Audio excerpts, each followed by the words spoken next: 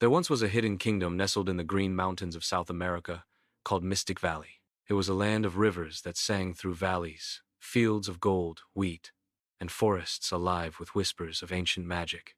But despite its beauty, the land was gripped by fear, for it was ruled by a ruthless and arrogant King Edward Grant. King Edward had seized the throne after imprisoning his younger brother and declaring himself the supreme ruler. His palace was made of marble and gold, and the ceilings were painted with heavenly scenes. Yet his heart was darker than the dungeons beneath his castle. He crushed rebellion with fire and steel. He raised taxes until even the smallest farmers lost their land.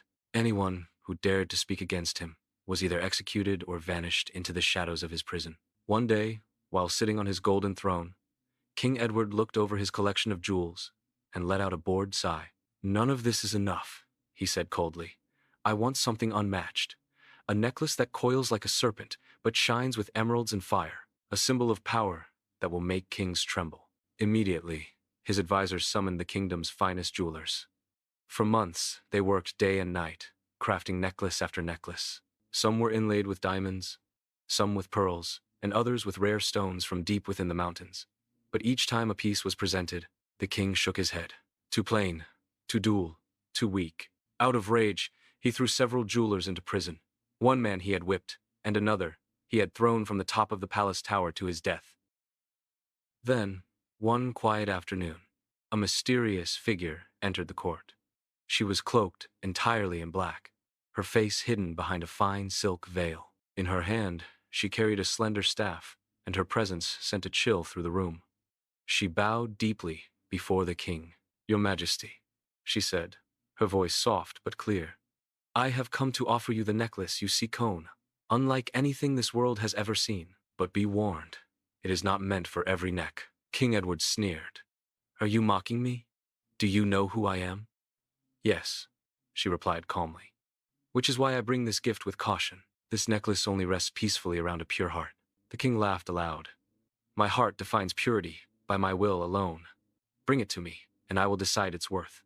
The woman nodded. "Very well. In 7 days, I shall return with the serpent necklace." 7 days passed. On the 7th morning, the court was filled with tension. The woman returned, carrying a small crimson box wrapped in black silk. She placed it gently on a velvet pillow before the throne and opened it. Gasps echoed through the hall. Inside lay a magnificent necklace. Green emeralds, shaped like coiled serpent scales, joined in a smooth spiral. The two ends formed a serpent's head. Its eyes were blood-red rubies, and they seemed to blink with life. King Edward was mesmerized. He reached out, lifted the necklace, and felt its chill on his skin. The necklace was supple and heavy, almost as if it breathed. "Put it on," the woman whispered. "If you dare." With arrogant pride, the king wrapped the necklace around his throat and clasped it shut. The moment it touched his skin, something strange began to happen. The emerald coils moved. The necklace began to shift, slithering like a living thing. The green jewels twisted and tightened, binding his neck like a constricting serpent. Edward's face contorted in confusion, then in panic. He clawed at the necklace, but it wouldn't budge. Then, the necklace came alive. The serpent's head lifted, its eyes glowing bright red. Before the king could speak, it hissed into his ear. "You spilled innocent blood. Now yours shall spill in return." And with that, the serpent struck. The venom flowed fast.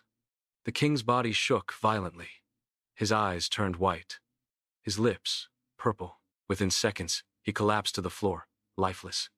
Silence fell over the court. No one moved. The woman stepped forward and pulled down her veil. Her face was sharp, her eyes burning with sorrow and strength. She was Alyssa Reed, the daughter of the late Prime Minister Jonathan Reed, a nobleman who had once served the throne with honor, until Edward had him accused of treason and executed. Alyssa had been a teenager when her family was destroyed. She had escaped through the palace gardens and vanished. She had spent years in the remote highlands under the protection of a wise enchantress. There, she studied forbidden magic, poisons, and ancient symbols, and when she was ready, she crafted the viper necklace, a living artifact enchanted with justice. She stood above the king's corpse and spoke to the stunned court. "This is not murder. This is the return of balance." He ruled with cruelty. Now he answers to the innocent he crushed. One of the ministers fell to his knees. "What happens now, Lady Alyssa?" She looked around the court, then toward the frightened advisors and noblemen. "Now," she said, You serve the people, not the crown. The blood that soaked this palace will be washed away by justice. In the days that followed, all political prisoners were released. The overtaxed lands were returned to the people. The treasury was used to rebuild towns, fund schools, and restore peace. Alyssa did not take the throne. Instead, she appointed Prince Thomas Grant, Edward's younger brother, kind-hearted and wise as king. Thomas had always stood against Edward's ways and had lived quietly in exile until Alyssa restored him. The serpent necklace was locked away inside a glass case in the royal court. Beneath it was engraved a golden plaque. When tyranny rises too high, justice slithers back into power. And so, Mystic Valley blossomed again, not under fear, but under fairness. People once again walked freely in the markets, children laughed in the fields, and travelers told the story of a king brought down by his own pretty end, a serpent that waited for justice. Because evil may rise high, but truth always coils, silent, waiting.